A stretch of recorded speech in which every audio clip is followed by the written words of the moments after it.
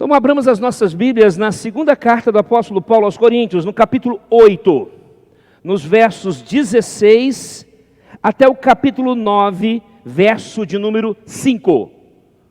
Segunda carta do apóstolo Paulo aos Coríntios, capítulo 8, verso 16, até o capítulo 9, verso 5. Assim diz a palavra do Senhor. Mas graças a Deus que pôs no coração de Tito a mesma dedicação que temos por vocês. Ele atendeu ao nosso apelo e, mostrando ser muito dedicado, partiu voluntariamente para encontrar-se com vocês. E com ele estamos enviando o irmão cujo louvor no Evangelho está espalhado por todas as igrejas. E não só isso, mas ele também foi eleito pelas igrejas para ser nosso companheiro no desempenho desta graça ministrada por nós, para a glória no próprio Senhor e para mostrar a nossa boa vontade. Queremos evitar assim que alguém nos acuse por causa desta generosa dádiva administrada por nós, pois cuidamos para fazer o que é correto, não só diante do Senhor, mas também diante das pessoas. Com eles estamos enviando o nosso irmão, cujo zelo já pusemos à prova em muitas ocasiões e de muitas maneiras, e que agora se mostra ainda mais zeloso pela grande confiança que deposita em vocês. Quanto a Tito, é meu companheiro e cooperador entre vocês. Quanto aos nossos irmãos, são mensageiros das igrejas e da glória de Cristo. Por isso, diante das igrejas, comprovem o amor de vocês e confirmem o evangelho que temos de vocês na presença desses homens. Ora, quanto à assistência a favor dos santos, não é necessário que eu escreva a vocês, porque conheço a boa vontade de vocês, da qual me orgulho diante dos macedônios, dizendo que os irmãos da Acaia estão preparados desde o ano passado, e o zelo de vocês tem estimulado muitos deles. Mas enviei estes irmãos para que o nosso louvor a respeito de vocês, neste particular, não se desminta, a fim de que, como venho dizendo, vocês estivessem preparados. Do contrário, se alguns macedônios forem comigo e descobrirem que vocês não estão preparados, isso será uma vergonha para nós, para não dizer que será para vocês também. Por toda essa confiança que tivemos em vocês, portanto, julguei necessário recomendar aos irmãos que me precedessem na visita a vocês e preparassem de antemão a oferta que vocês prometeram para que esteja pronta como expressão de generosidade e não de avareza. Que Deus abençoe sua palavra aos nossos corações. Pai, fala, Senhor, agora aos nossos corações através da iluminação do Teu Espírito. Pai querido, que possamos verdadeiramente ouvir a Tua voz, que o homem seja reduzido, o Teu Espírito exaltado, o Teu Filho glorificado. Oramos em nome de Jesus. Amém. Amém. Paulo então está escrevendo agora à igreja de Corinto para pedir uma contribuição. Semana passada eu falei um pouco sobre isso. Era uma coleta para os santos de Jerusalém. Houve uma fome muito grande em Jerusalém. E não foi só a igreja atingida, a cidade de um modo geral. Em particular, alguns acreditam pela própria invasão do Império Romano no ano 70 depois de Cristo. Alguns acham que isso foi um pouco antes. E aí há muita discussão histórica em cima disso aí. Paulo agradece a Tito por sua disposição de ajudar com a coleta. E envia mais 2 irmãos que ele não cita o nome, nós não sabemos. Aí tem muita especulação. Como um deles Paulo fala que foi eleito junto com ele para pregar, alguns acreditam que seja o próprio Barnabé, embora já estivessem separados, mas que alguns acreditam que seja o Barnabé. Outros acham que foi Silas. Outros acham que era Pedro, que embora nunca pregaram juntos, mas por ser companheiro do Evangelho. Outros acham que o outro é o Apolo, por ser um grande pregador das Escrituras e um homem cheio de amor pela igreja. Outros acham que era Timóteo. E assim vai. Nós não sabemos quem são essas 2 pessoas que estão acompanhando Tito na coleta em Corinto. O apóstolo quer ter certeza de que a coleta seja feita de forma correta. Então, ele manda esses 3 irmãos que vão fazer a coleta para que a igreja se sinta à vontade. Ou seja, Paulo estava querendo transparência. Então ele coloca 3 pessoas bem conhecidas nas igrejas para que haja transparência. Ele pede então aos coríntios que sejam preparados para receber estes irmãos. E aí ele elogia muito os coríntios. Alguns até falam, mas Paulo parece que muda o tom, porque na primeira parte do capítulo 8, que nós pregamos na semana passada, Paulo praticamente jogou na cara deles: olha, os macedônios são mais pobres do que vocês e contribuíram muito.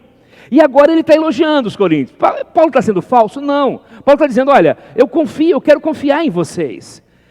Eu quero crer que vocês têm disposição de fazer, e por isso estou enviando esses irmãos a trabalharem. Então Paulo exorta os coríntios a serem generosos, principalmente nessa hora tão difícil que a igreja de Jerusalém estava passando. E Paulo promete então que a coleta seria exatamente para ajudar os necessitados de Jerusalém. O texto é um lembrete da importância da generosidade. Isso eu preguei na semana passada, então não vou me deter agora, mas é um lembrete a outras coisas, da solidariedade entre irmãos, da necessidade de pensarmos uns nos outros, de termos nas nossas igrejas sempre a ideia de olharmos para o nosso lado, de olharmos para quem está passando por dificuldades, por quem está passando por necessidades, de lembrarmos de estender a nossa mão. Então o texto traz esse lembrete para nós. Mas Paulo, ele exorta os coríntios acerca da contribuição da igreja, mas ele fala desses 3 irmãos. E hoje eu vou me concentrar nesses 3 irmãos, Tito e os 2 desconhecidos. Não é a mensagem central, eu já falei sobre isso. A mensagem central continua sendo a coleta. Eu vou agora trabalhar uma mensagem secundária. Mas eu percebi aqui como Paulo mostra tudo isso com muito cuidado. E ele procura mostrar que esses irmãos não estavam dispostos a aparecer, tanto é que 2 deles, dos 3, 2 deles nem sequer o nome Paulo cita. Isso significa o cuidado com a glória pessoal. E eu quero tentar trabalhar nesse tema, trabalhar nesse propósito. Vivemos dias onde as pessoas gostam de ser o centro das atenções. As pessoas querem ser o centro das atenções. Vivemos dias que é normal querermos que os holofotes fiquem virados para nós. É um problema muito sério. Essa tentação é muito grande para todos nós. E uma pessoa pública como esses 3, mais ainda. Sempre falo do perigo que é estar num púlpito, estar numa bancada, estar exposto. Porque você corre muito risco de fazer com que a sua glória pessoal fale mais alto. Fazer com que a sua glória pessoal fale acima daquilo que deve ser de fato. E Paulo então nos ensina algumas coisas muito interessantes que eu quero compartilhar com os amados nesta manhã sobre esses 3 irmãos. Primeira coisa que eu aprendo é: não busque os seus próprios interesses. No verso de número 16, Paulo diz: graças a Deus que pôs no coração de Tito a mesma dedicação que temos por vocês. Tito mostra uma disposição semelhante à de Paulo e à dos macedônios. Ele não levou em conta a atitude um pouco egoísta que os coríntios aparentemente estavam tendo quando Paulo fala da primeira parte, e agora ele vai confiante. Podemos dizer que ele se portou sem interesse em si mesmo, sem interesse nas suas coisas pessoais, nos seus pensamentos. Dias vivemos em que políticos, por exemplo, preferem prejudicar a população do que fazer aliança com inimigos, por exemplo, só porque é político. Lembro-me quando morava em Vila Velha, pastoreando a igreja ali, que havia uma rixa muito grande entre prefeito e governadores. E era muito triste porque, às vezes, obras eram deixadas de lado, porque o Estado não injetava verba, e nós sabíamos que era por causa de questões políticas. Eu sei que é perigoso falar, porque está sendo gravado, daqui a pouco vai ser publicado, mas nós sabemos que isso é uma realidade.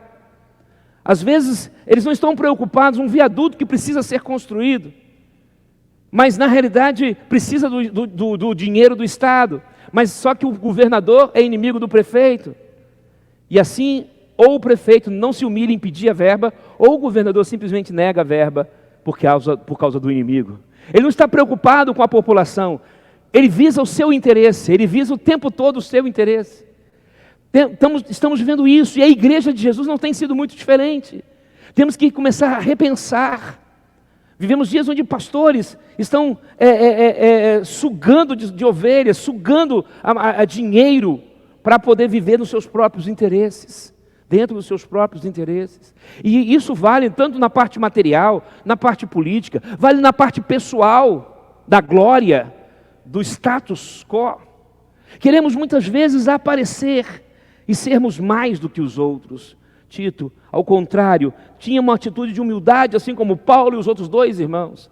Não buscavam os seus interesses, se sacrificavam pela igreja.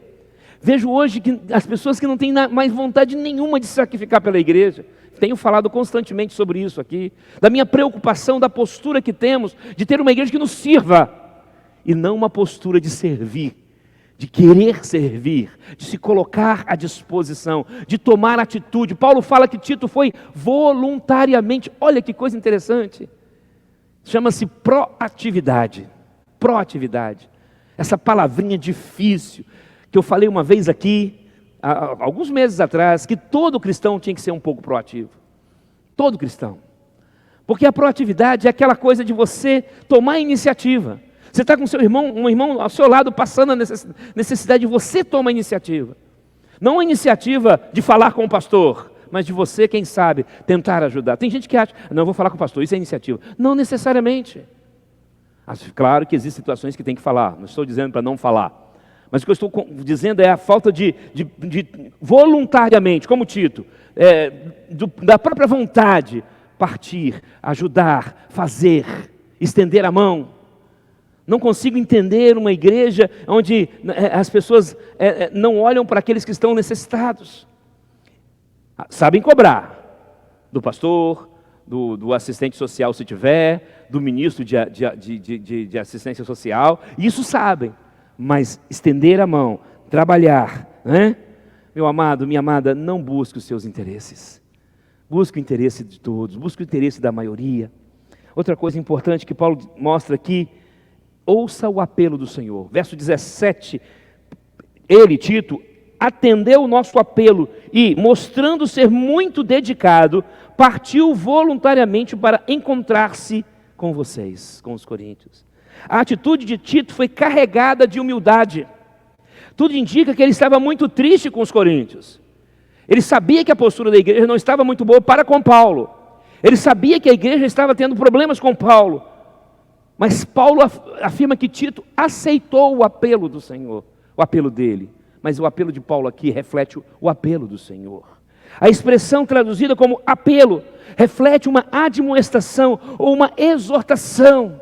Provavelmente Tito estava reticente, tendo em vista a posição dos coríntios para com Paulo, para com o próprio apóstolo.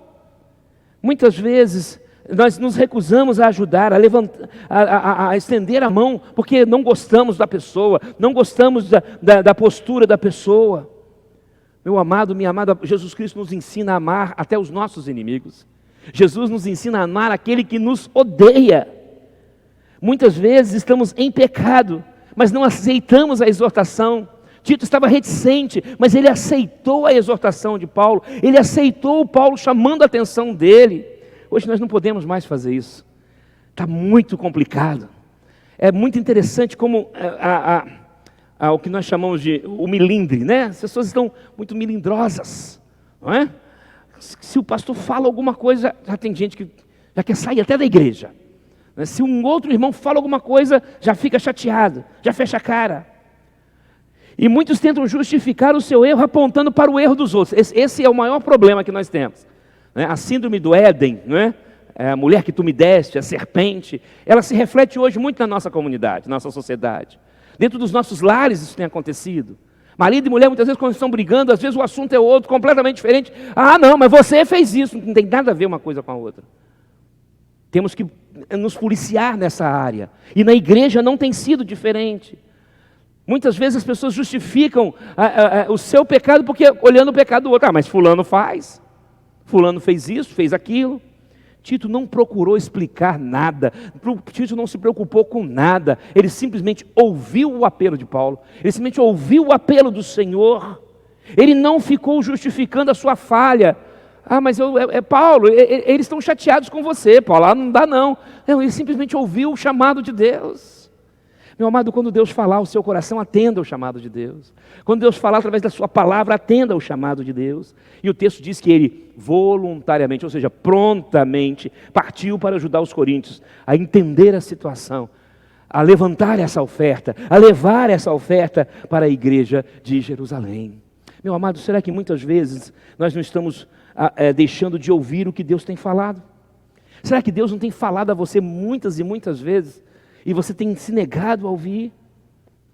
Outra coisa que eu aprendo ainda com Tito, ainda no verso 17, é a dedicação à obra com zelo. Tito atendeu o apelo de Paulo, mostrando ser muito dedicado, diz o texto no verso 17. Isso mostra diligência. A melhor expressão no verso seria essa, diligência. Ele mostrou muito cuidado, ele mostrou toda vontade de trabalhar. Tito teve uma diligência, pois a obra de Deus não pode ser feita de qualquer forma. Diligência, meu amado, significa você se dedicar. Paulo fala muito isso. Aos Romanos, no capítulo 12, que nós lemos na devocional, Paulo vai dizer que aquele que ensina, faça com esmero. Dedicação. Não é de qualquer jeito. Como eu tenho tristeza, quando eu sei, até hoje sei que muitos fazem isso, espero que aqui não esteja acontecendo, parece que não, pelo que eu estou vendo. Quando o professor chega no sábado à noite, ou no domingo pela manhã, que vai estudar para a escola bíblica dominical. Amados, que tristeza. Que tristeza. As pessoas falam, mas é difícil, eu não tenho tempo. Não, você não tem diligência. Você não sabe remir o seu tempo, separar tempo para estudar.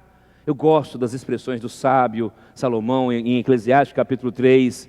Há tempo para todas as coisas debaixo do sol. Há tempo para tudo. Nós aqui não estamos sabendo. Temos a tecnologia ao nosso favor, mas a tecnologia tem sido uma inimiga nossa. Muitos não têm tido tempo, mas têm tempo para ficar no celular.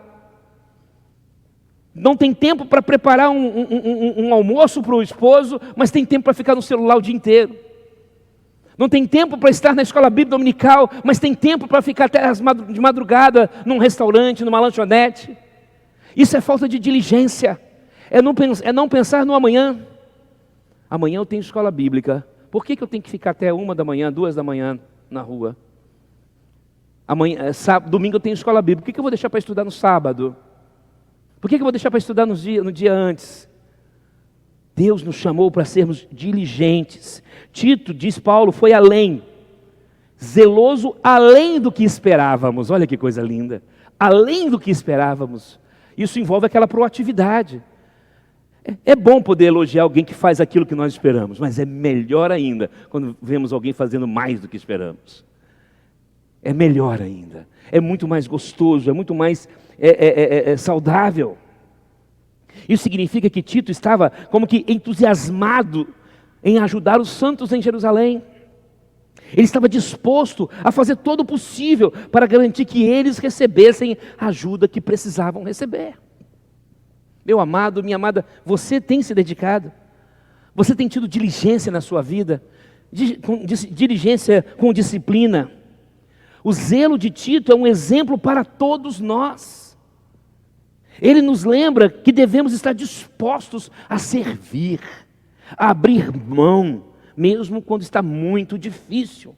Ele também nos lembra que devemos ser entusiastas em nossa fé e que devemos estar dispostos também a fazer todo o possível para ajudar aqueles que necessitam. Meu amado, dedique-se à obra com zelo, dedique-se à obra com fervor. Como é triste ver uma igreja parada como a igreja do século 21. Quando eu digo parada, pastor, eu estou vendo tanto movimento, eu estou vendo movimento, exatamente, movimento, barulho, mas não estou vendo vida. Barulho ossos fazem. Já leram Ezequiel 37? O vale dos ossos secos. O texto diz que houve um grande barulho, mas ainda não havia vida. A igreja do século 21 está barulhenta, mas está sem vida. Porque é uma igreja que está buscando a sua própria glória. E é uma igreja onde nós não estamos pensando naquele que está do nosso lado. Precisamos buscar isso em nosso coração. E aí vem a quarta coisa que eu aprendo. Evite a própria glória. Lute contra isso. E aí eu quero destacar os dois irmãos. Um ponto, Paulo não revela que é o nome deles. Sabemos apenas que eram irmãos que tinham a confiança de Paulo. Um deles foi companheiro de Paulo. Mas quem são? Não sabemos. O primeiro tinha sido, então, tinha o seu louvor espalhado pela igreja e foi escolhido pelas igrejas como companheiro de Paulo. O outro era diligente e confiava nos coríntios, por isso que alguns acreditam que era Apolo, né? Não sabemos ao certo por que Paulo omitiu os nomes deles, mas também não vemos ninguém fazendo questão de, não, vamos honrar. Aí pegamos Tiago, né? Honra quem honra. Não está de tudo errado não, queridos, mas não pode ser essa a nossa preocupação. Não pode ser essa a preocupação. A minha preocupação não pode ser em querer ser honrado. Eu não sei em outras entidades do Estado, mas na onde eu trabalho, na PC, tem uma coisa muito triste. Se você quiser alguma medalha, você tem que requerer. Eu não sei se em outras instituições, na PM é assim, o Vitor e o Ronan podem falar melhor do que eu. E a cada 10 anos você tem direito a requerer. E eu não peguei a minha. E não requeri a minha. E eu não estou preocupado com a minha. Porque na realidade, não pode ser de mim, eu quero a minha glória. Não, se quiserem me dar bem, senão paciência. Não faço nada para a glória dos homens. Não faço nada porque quero aparecer. Precisamos fazer porque é o nosso dever. Lá é o meu dever. Além do amor ao próximo, é o meu dever. Eu tenho que fazer por amor ao próximo e por amor ao meu serviço e ponto, acabou. E às vezes um elogio escondido vale muito, meus amados. Vale muito. Eu estava vendo há pouco tempo a minha ficha, eu fiquei encantado e ao mesmo tempo pedi perdão a Deus, porque na hora me exaltei um pouco. Tinha um elogio de uma faculdade, por um trabalho que eu fiz de separar alguns corpos, né, de indigente, e me esforçar para levar isso até aquela faculdade de todas as maneiras. E aquilo ali Aí eu pensei, não, mas eu não posso agir dessa forma, eu estou errado. E eu então me humilhei, pedi perdão a Deus e agradeci a Deus por essa faculdade. Eu orei pela pessoa que tratou comigo na época. Tá? E não estou preocupado se o Estado vai saber ou não vai saber. Precisamos ter uma visão onde a nossa glória é o de menos, mas o serviço a Cristo e a glória de Cristo tem que ser vista em nós. A glória de Cristo tem que ser vista em mim, em você. A glória de Cristo tem que ser vista no meu trabalho, na minha escola, na minha igreja. Não a glória pessoal. Não, eu fiz isso, eu sou o melhor. Eu tenho não sei quantos títulos. Eu tenho não sei quantos diplomas. Que tristeza ver isso. E vivemos dias interessantes que as pessoas querem a glória, mas o esforço da glória não querem. Porque diplomas muitos estão tendo hoje, agora conhecimento às vezes que é bom não tem. Eu vejo mestres e doutores aí falando cada bobagem, e eu não troco meu diploma de bacharel por nenhum mestrado e doutorado, para falar bobagem como eu tenho visto aí. Pessoas que falam coisas que não são nem relevantes, porque buscam a sua própria glória, buscam o seu próprio interesse. Por isso precisamos tomar cuidado. Não sabemos quem são esses dois irmãos, mas sabemos que eram dois irmãos valorosos e que Paulo está elogiando por aquilo que eles representam para a igreja de Jesus. Meu amado, não faça nada para se gloriar. Nada. A busca pela glória própria tem destruído a igreja de Jesus. A busca pela glória própria tem matado a igreja de Cristo. Precisamos de uma igreja que viva para a glória de Deus, que viva o tempo todo para a glória do Senhor. E aí me faz lembrar um hino, um cântico que nós cantamos muito, e que eu li a história dele, não lembro agora o autor, depois os irmãos me lembrem, né, o autor original, que no português, né, tem a versão, que ele fazia músicas, ele era um grande compositor. Mas ele chegou a um ponto que ele percebeu que as músicas dele eram músicas que ele visava aquilo que ele gostava e visava a si mesmo. E aí ele foi e compôs essa música, como se fosse uma espécie de humilhação, se humilhando diante de Deus. E nós conhecemos com a letra: eu não preciso ser reconhecido por ninguém. Nós não precisamos, queridos, porque um dia Deus nos conheceu. Um dia Deus nos transformou, um dia Deus nos regenerou. E pode o mundo todo nos humilhar, pode o mundo todo nos massacrar. A glória do Senhor é a coisa mais importante que nós temos. Se renda a essa glória, busque essa glória. Não se preocupe se você não for reconhecido. Não se preocupe em ser exaltado. A minha glória é fazer com que conheçam a Ti. Essa é a sua glória. Paulo vai falar isso mais adiante. Nós vamos chegar lá. Se eu tenho que me gloriar, que eu me glorie no Senhor. A sua glória está onde, meu amado? A sua glória está onde, minha amada? E por fim, o cuidado com a glória pessoal. Mantenha uma vida honesta e transparente. Aí versos 19 a 21, Paulo vai falar como ele quer que os irmãos cheguem. Esses 3 irmãos vão chegar diante da igreja, vão coletar, provavelmente a ideia de contar publicamente, estar diante da igreja, transparência. Esse é outro ensino que nós aprendemos. Paulo tem o desejo de mostrar transparência, por isso ele pede para que esses 2 irmãos idôneos, mais Tito, na presença de Tito, testifiquem isso, recolham o dinheiro. Então aprendemos a importância de termos uma vida honesta e transparente. Como eu falo isso, né? Os irmãos que são da diretoria, os irmãos que são da tesouraria, vez ou outra eu estou falando, eu quero transparência. Como é importante isso na vida do cristão. O cristão não tem que ter medo de nada, não tem que esconder nada. Sabemos que tem assuntos delicados, sabemos que tem assuntos pessoais, aí é outra história. Mas o dia a dia, nós não precisamos esconder. Não precisamos esconder para onde vai o dinheiro, o que é feito com o dinheiro, porque tudo que é feito tem que ser feito com zelo e para a glória do Senhor. Então, meu amado e minha amada, a vida do cristão genuíno, verdadeira, é moldada pela diligência, pela honestidade, pela transparência. Acima de tudo, precisamos ter em mente que o que fazemos na igreja não é para a nossa glória, mas é para a glória do Senhor. E nisso a honestidade e a transparência é fundamental. Que possamos, ao refletirmos sobre esses princípios que Paulo nos ensina, que possamos aperfeiçoar nossa fé, renovar cada vez mais a nossa devoção ao Senhor e prosseguir com humildade, generosidade e zelo na caminhada cristã. Que possamos ser um exemplo de serviço, de amor, de dedicação, levando outros a conhecerem o Deus glorioso a quem servimos.